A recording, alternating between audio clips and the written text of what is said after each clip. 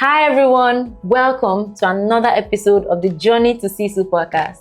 And as usual, I am excited about today's episode because I'm having it with a very good friend of mine, Dr. Chinyere Tony-Eke. And I'm delighted to get into this talk with her. But then before we go into that, if you're new here, welcome. This is a platform for ambitious professionals who are figuring out a way to the top. If you haven't subscribed, do that right away. Click on that button you can see on your screen. And if you subscribe but then yet to click on the push notification, you run at risk of missing future episodes. So go ahead, click on that bell and turn on your push notification. Like, share, and we want to listen to your comments. Today's conversation is going to be interesting. I know I'm speaking to a banker, but then this conversation is going to be beyond a banking career. It's going to get into the depths of entrepreneurship and some other very funny, aspect of your work life. And so, we want to listen to your opinions, want to listen to your comments, want to listen to your story where possible. Share, engage with us, and I'll be in the comment section reading and responding.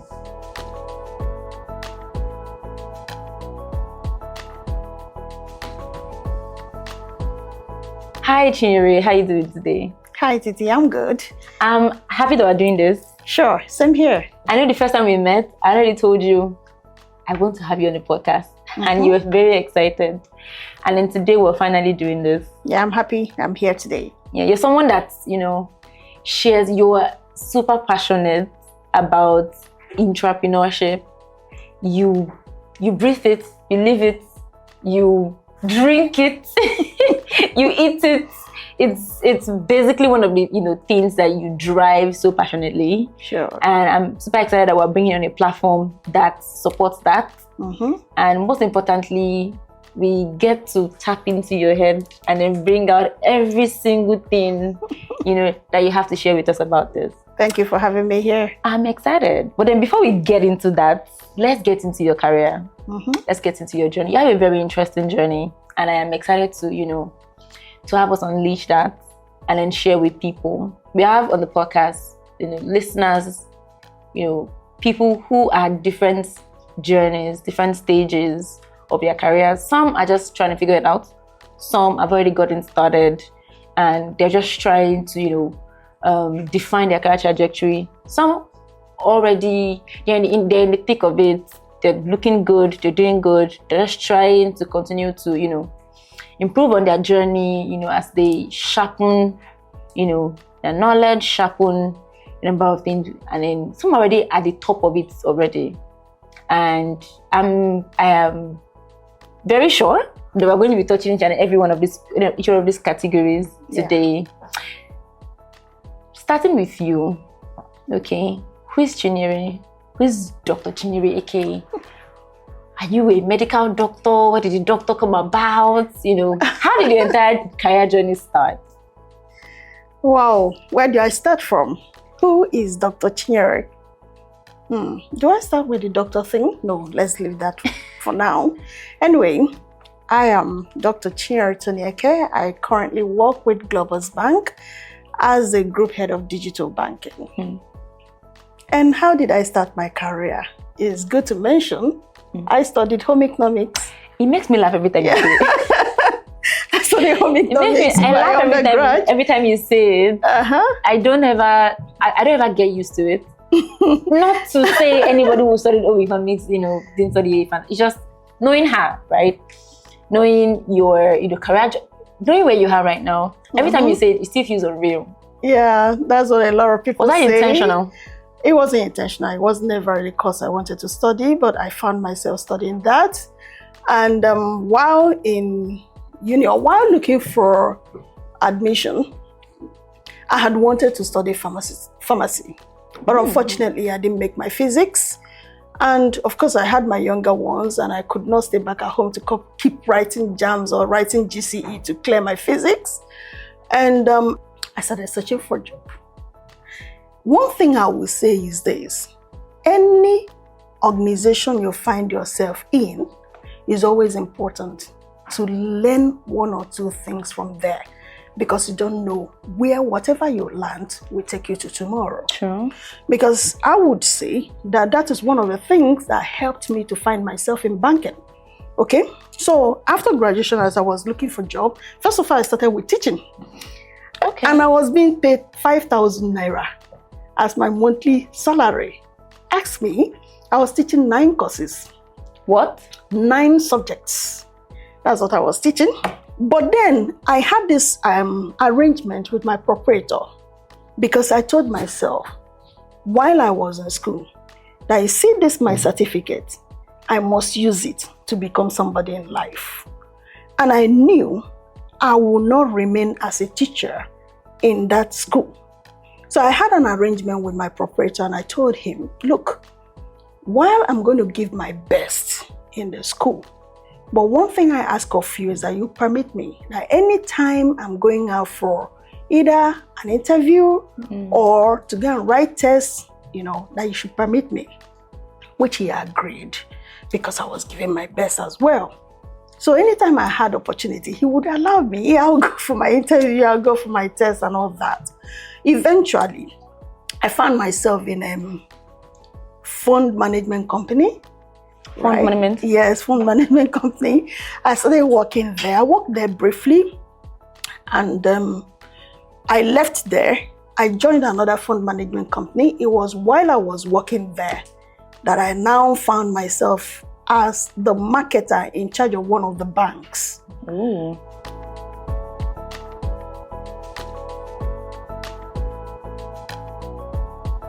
So what would you say, getting into your banking career finally? Because I didn't even see the fund management part coming, giving from a teaching job to a fund management job. I don't know what had went down in that part. But then since your banking career kicked off, because you've been in the banking career ever since for over a decade now. In fact, almost 2 decades. 2 decades. Yes, almost 2 decades.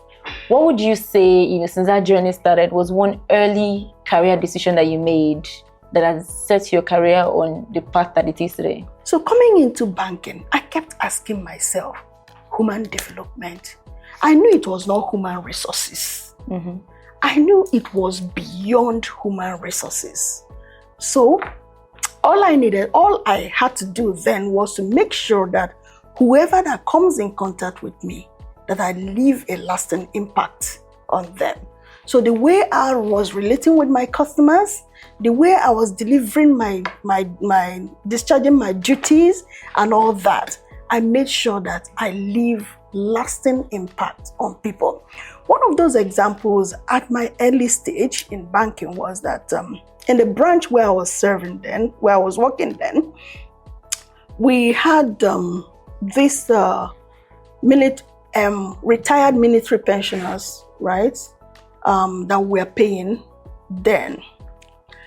And of course, then we didn't have all these digital channels that you're using to, access your bank account.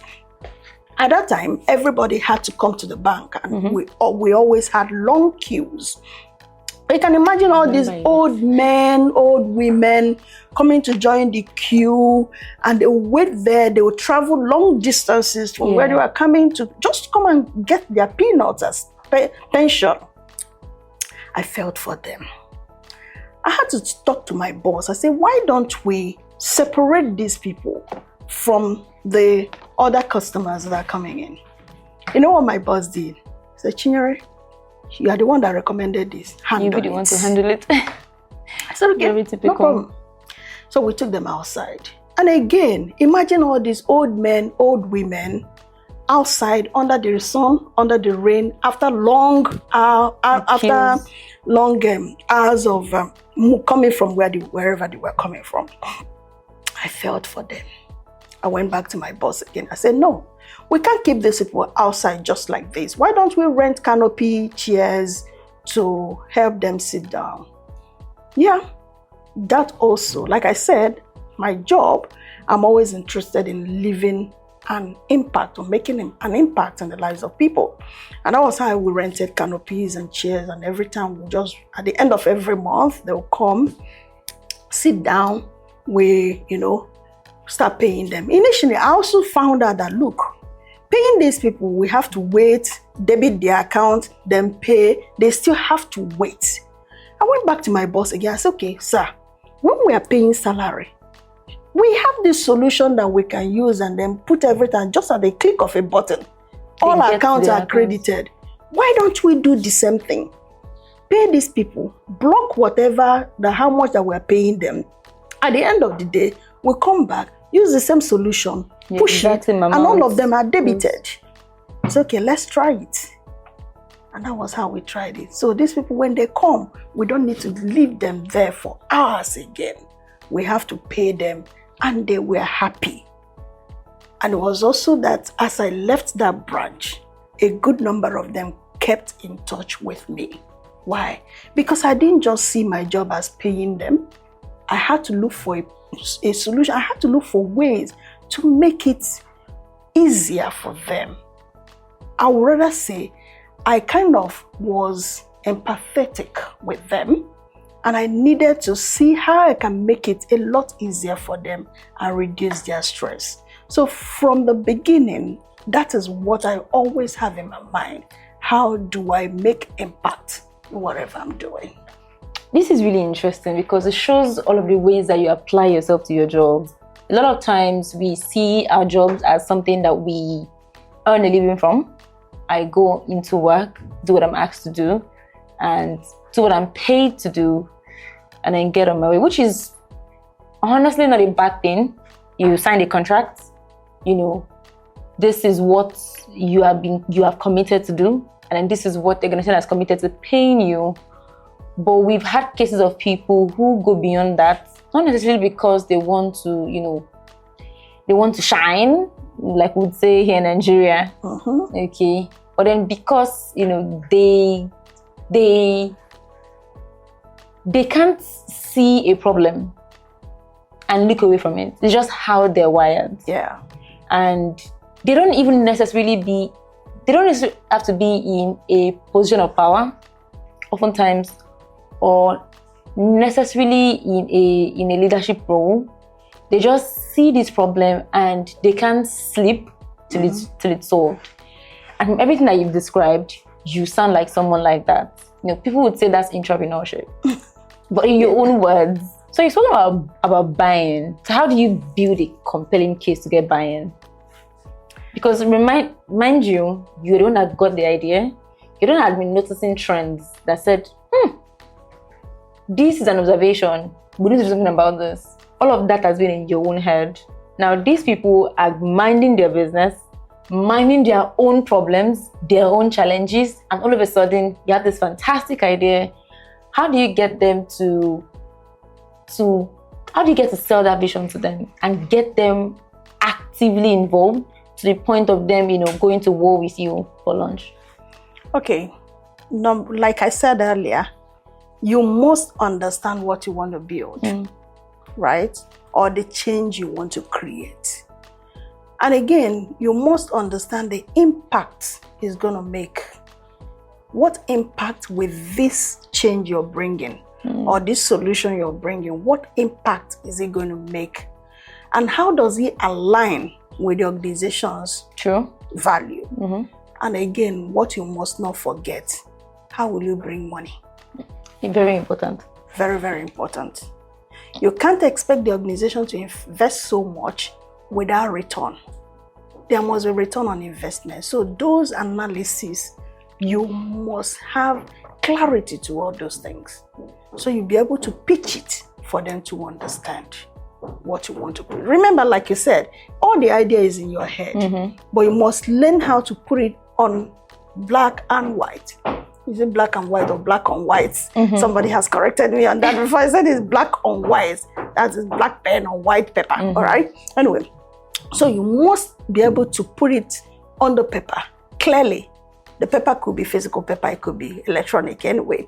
So you must be able to clearly define what you want to do, the impact it's going to make, the target market, and the revenue impact. Every organization, what they're always after is that revenue. True. Very important. Because that's how businesses stay alive. Yeah. If you don't have all these things clearly stated, how do you expect the buy-in? True. So where do you see digital banking in 5 years? Digital banking in 5 years. The truth is this. The bank is evolving. Yeah. Right? A lot of things that we're doing. In fact, before we talk about 5 years, let me tell you what happened previously. Before now, when I ventured into what we call cash management or transaction banking, which metamorphosized to what we call digital banking now, right? At that time, it got to a point that my organization wanted to shut down my unit, my collections unit. Why? Because they felt that it was not yielding revenue. Okay. Our income was in trickles. I had to make a case. I had to make a case to the organization. And at that time, most corporates were averse to anything digital. Yeah, right? Just like, yeah, any other change. Most organizations, in fact, you go to several organizations and make some presentations, they'll tell you, sorry, we don't do this. But today, look at what is happening. It has become the norm. It has become the norm. And so what are we talking about? In digital banking, where are we seeing ourselves? You see the role that AI is playing now. The time has come that AI will also be used in driving digital banking. A lot of time, before now, you don't see organizations doing some transactions within their system. Embedded finance is the in thing now, right?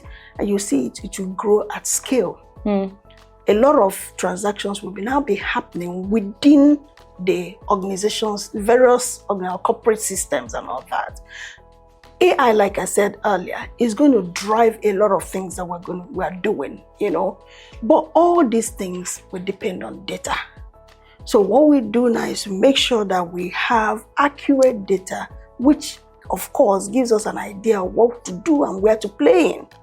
But then, just like thankfully you were in our FinTech Summit, just concluded FinTech Summit. If you look at it, it's that our topic was on collaboration. For us to achieve this, is not what a traditional bank will say, okay, I have to do it alone. We have to partner with fintechs. Yeah. A lot of collaboration has to happen, with a number of fintechs to drive all these. Thankfully, a number of people are also buying into digital channels for their transactions. So these are the things that are driving digital as we proceed. But the major thing is the AI is going to play a lot of role.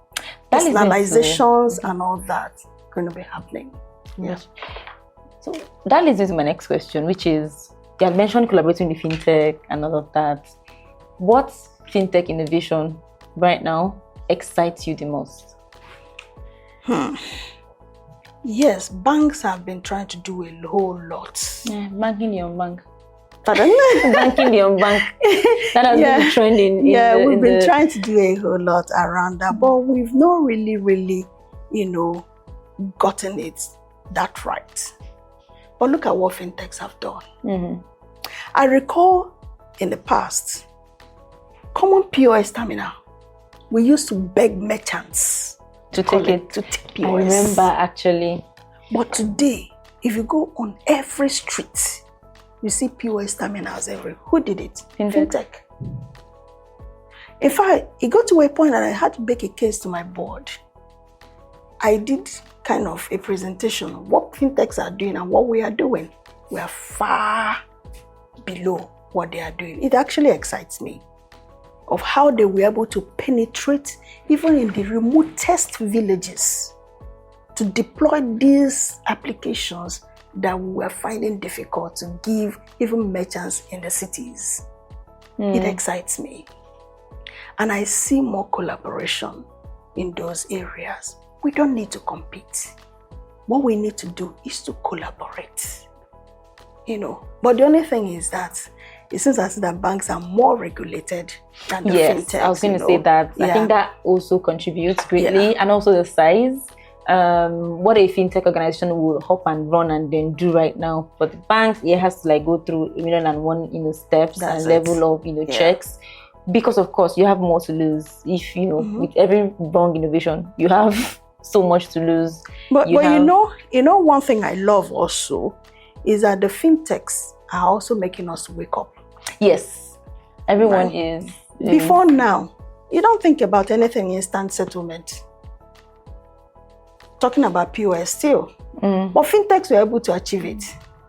The only thing is that customers will rather want to keep their money with the bank. And trust. You guys have been around much longer. Yes. But what do they do? They use the fintechs to do the collection and then keep their money with the bank, right? So that also is one thing that excites me.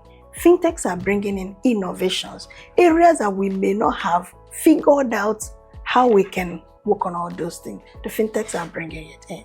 And it's helping us also to wake up and also to be more innovative in what we are doing. Yeah. Interesting. You've spoken a lot about entrepreneurship. For someone who wants to go from, who listens to this and says, okay, how can I do more? I want to go from just doing my job to now buying into the entrepreneurship, mindset. How can they start? First of all, is the mindset shift. Like you said, mindset. Entrepreneurship is a mindset thing. Entrepreneurs are value creators. They are not just job doers. So for someone that wants to start, that mindset shift is number one. And then you begin to look to see gaps, because there is always gaps everywhere. Gaps, So begin to see those gaps. How can we block this gap? Like I told someone, entrepreneurship is not about just creating products. It's also about making process changes. Yeah. You understand? Efficiency. Yeah, to improve efficiency, to make things work more seamless. It could also be even in customer service. How can we endear ourselves more to our customers? Of course, that is also by way of process change. Not just about complaining, but also when you identify the gaps, you think through it, ask questions, do research, engage to find out how best those gaps can be closed. Interesting. Okay, we've spoken a lot about, employees applying themselves to work, giving their best, thinking in systems, thinking beyond the siloed vision of just their jobs. Now, because I'm always a huge fan of maximizing the opportunities in your career and taking stock of what exactly that your journey has contributed to your own life goals. Yeah. In all of this applying yourself to work, how can professionals ensure visibility of their hard work within the organization and also outside of the organization? Okay. So without coming across as if they're trying to boast or trying to take the shine, and then ensuring that, senior leadership see their impact, and most importantly, outside world sees their impact. Talking about this, there is something that I used to think. I used to believe that my work will speak for itself. Yeah. I used to think that I can put in energy, do all the work, the result will speak for itself. But I found out that it doesn't work that way. You've got to add your voice to your work. I found out that your tongue, which is the smallest part of our body, is actually given to us to speak out. And so if you must be visible, you must also be able to promote what you're doing. Talk about it. Let people know what you're doing. Share it in meetings. Speak. Let people know what you're doing. Where you have opportunities, speak out. Let people know what you're doing. You can even do reports. Send to your management. Let people know what you're doing. And of course, like we said, you are not working in silo. You also need to interact with other people in other teams for people to see what you are doing. So how do you ensure that you do it in a way that it doesn't seem to, say, your line manager as though you're trying to, outshine, or even seem to your colleagues, as though you're trying to outshine or trying to, boast? Now, you cannot please everybody. Right? I know we also talked about understanding how to manage and work with, Sure. One is that you cannot please everybody. Guaranteed. There are still some people that no matter what you do, they will still find fault. Everybody doesn't like ice cream. Yeah, that's it. But the truth is, you must also understand the other persons. That's where emotional intelligence comes in. You can't talk about entrepreneurship without talking about emotional intelligence. You must understand the people you're working with. You must understand their weaknesses and also your weakness. Because you too have a weakness. Know how to manage your weakness and know how to manage the weakness of the other person. As an entrepreneur, other people may not send you, but you send yourself. You know where you are going to. You are intentional about your journey. So even if others don't care, you care. So you must try as much as possible to understand the people that you are working with it, to see how you can navigate. You must build allies. You can't run away from it. So that's it. In what ways do business owners, either knowingly or unknowingly, or business environments stifle entrepreneurship? It happens. How? Yeah. And sometimes hierarchy can cause it, where every decision must follow that protocol. Sometimes the person who has the best idea might be a junior staff. And maybe the persons that he is reporting to don't even have an understanding of what you are bringing on the table. That happen a lot. You know, so because of that hierarchical process that you have to pass through, that idea might not even be given a chance to see the light of the day, not to talk about to thrive, right? So that can affect. But in some organizations where people are allowed to speak, in fact, there's an organization I worked with. How they were able to do this is that they created a platform where anybody can come and drop your idea there. Yeah, you drop your idea, anybody, you can drop your idea there, and you can also source for people to like your idea. The ones that get the most of the likes, sometimes it can be organically. Sometimes it might be that you just had to talk to people to go to the platform, read up your idea and then like it. However, but the ones that get the most likes are rewarded. So in that case, you see that the employees are allowed to air their mind. Not that somebody will sit down on it and then not allow you to think outside the box, when you were working. It's not just about following the protocols. That protocol can kill. Yeah. How did banking start? It's not just deposit and withdrawal, then loan and all that. Today in my office, I know a number of ideas that were brought there. When I came to my office and I saw the things that are working there and all that, I know the number of ideas that we brought up to bring our team to the level that we're operating today. Do you understand? So because we are given that opportunity, imagine if you're working in a place where you don't have the opportunity or you are not given the right to explore, to bring in new things that can push the business forward. So for me, if you ask me, I'll say I wish that organizations can understand the benefit of entrepreneurship. That will help employees to feel involved, to feel recognized, to feel that they are part owners of this business. When we're talking about part ownership, we're not saying that they must be shareholders per se, but that ownership spirit to recognize that they are with you on this journey. Give them chance to speak. Give them chance to air their view. Not that when somebody speaks, maybe you use it against the person and all that. So that's what I believe. You work a lot. Sure. You work so much. How do you handle the pressure that comes with, your career or the kind of career that you have? Of course, there's always pressure. But I always psych myself not to allow whatever that comes my way to weigh me down. How do you refresh? How do you, hit refresh? Once I leave the office, all the issues, all the basbos, if I should put it that way, you know, I drop it by the door. I don't allow anything to weigh me down. You don't take it home with you. That's a very good and interesting one. I know a lot of people do this. I know people will tell you, I can work till 7 p.m. But once I close that laptop, it is out of my head. I am refusing to let it go to bed with me. I'm refusing. Not that I will not work. What I'm saying is, like, I still work at home, right?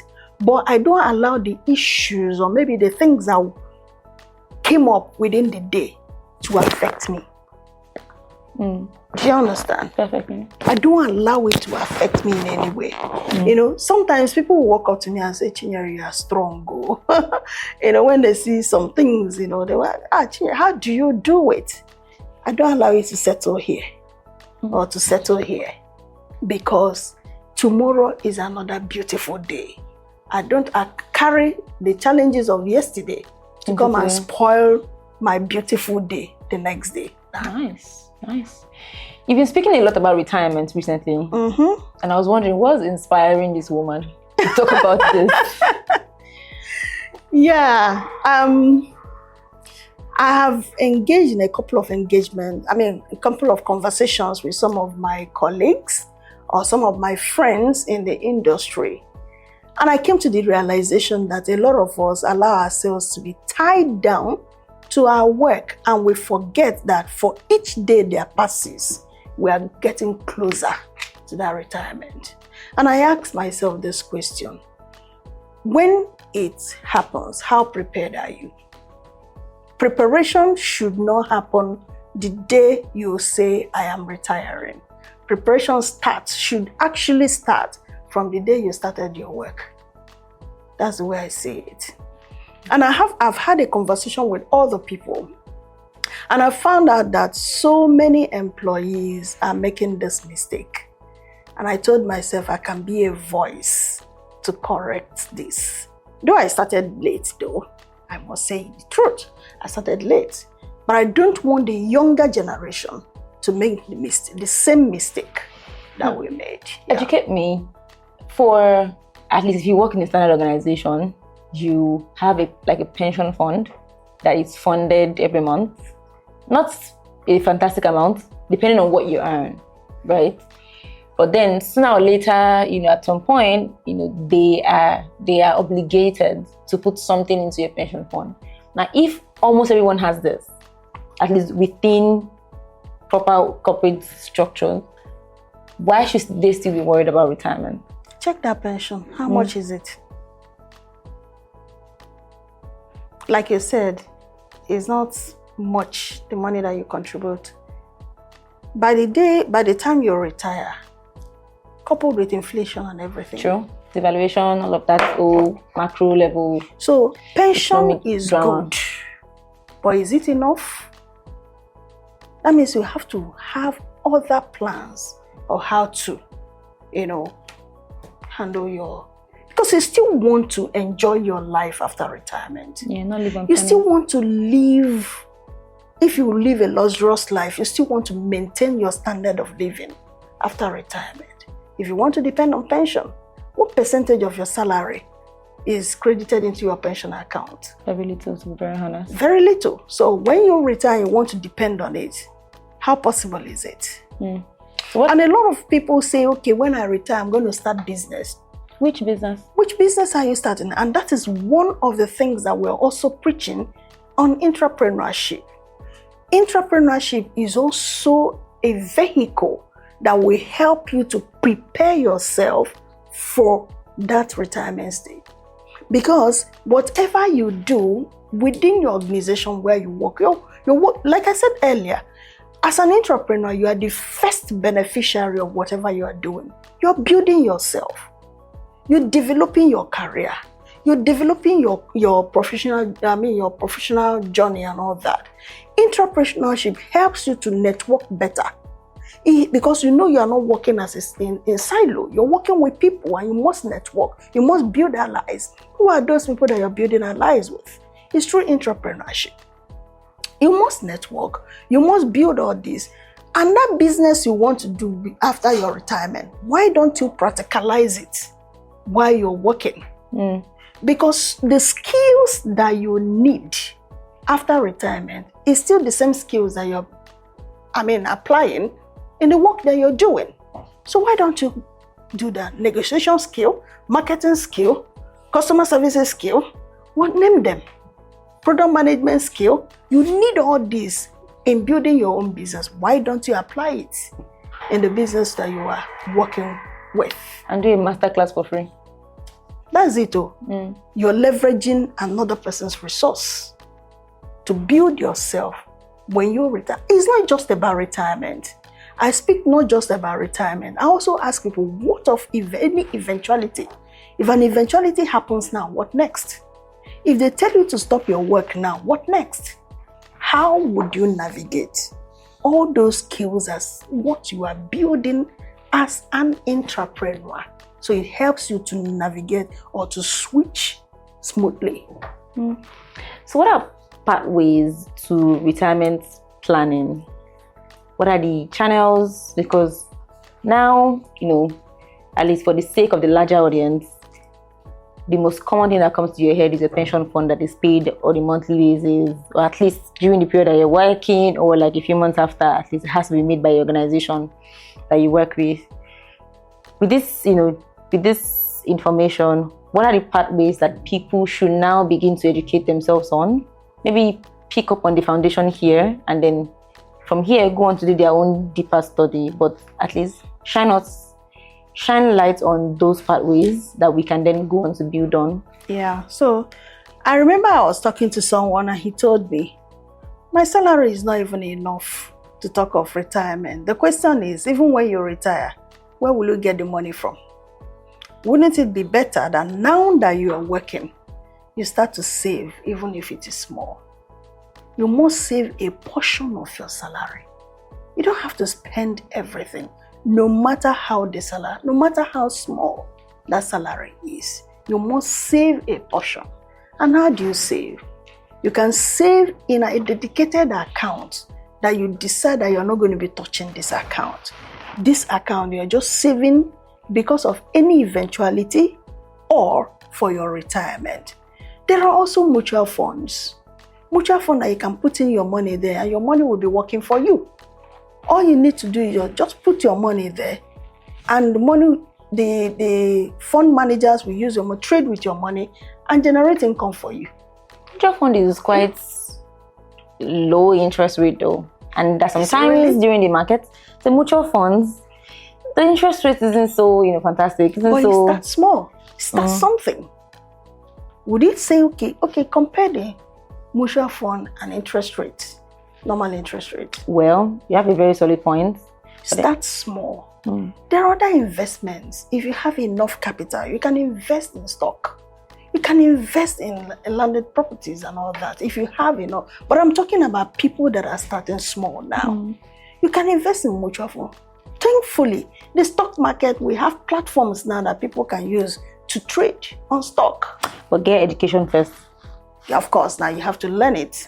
You don't just jump in there, because if you jump in there just like that, you burn yourself, But if you check the platforms today, you see that a number of stocks are actually, they are actually growing.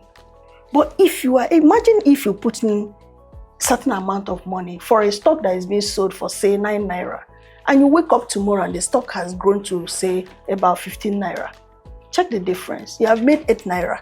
Multiply by the number of units that you have.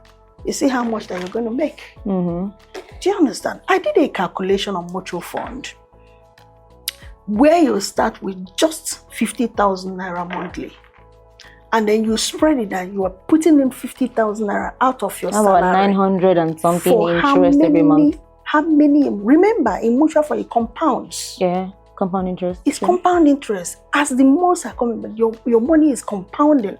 Check it if you are putting in 50,000 naira or 20,000 or 5,000 naira. I think the minimum amount is 5,000 naira. So depending on your capacity, you put it there and it keeps compounding. And every month you are dedicated, you are intentional about this. See this money, no matter what, I'm putting this 5,000 naira into this. And it keeps compounding. By the end of the day, you see how much the money will come out. Or there's even what insurance companies have that we call annuity today. Especially for the younger ones. Imagine if you put something like a 5 million naira. And then after, say you want to retire at 50. By 50, you are getting salary for life for like maybe 8 million to 10 million naira. A year or a month? Every year. Oh, okay. Salary for life. It's part of it. Or you can invest in land and properties. But one thing I tell people is that don't put all your eggs in one basket. While you are investing in maybe properties, also ensure that you are investing in liquid assets. Because anything can happen, you still need money cash to be able to, stay afloat. But there are so many options that one can, look into to ensure that you kind of secure your future. I've really enjoyed our conversation so far, especially because I've been looking forward to this for the longest. Before we bring it to a close, if there is there anything that you still would want us to touch on that we're yet to touch on? I think what I want to talk about, we've actually touched on it a little, but I just want to bring it up again, and it's still in line of entrepreneurship. What I want to bring out is, while we are talking about entrepreneurs developing themselves, developing the mindset and all that, it's also important that organizations will create the culture, the enabling environment that will allow the entrepreneurs to thrive. Because if the environment is toxic, what the entrepreneur will do is to take a walk, right? But if we have an enabling environment, haven't you seen organizations where people don't resign? I once was with someone, in that particular organization, they don't resign. When you talk about resignation, people will tell you, what are you talking about? Why? Because the organization also takes care of their staff welfare properly. And not just about staff welfare, they are also creating that environment where staff can thrive, where staff can explore, where staff can, put in their best, where staff can express themselves, where the organization recognizes the input of staff members. Of course, when you see such an organization, that people will rarely think about resignation.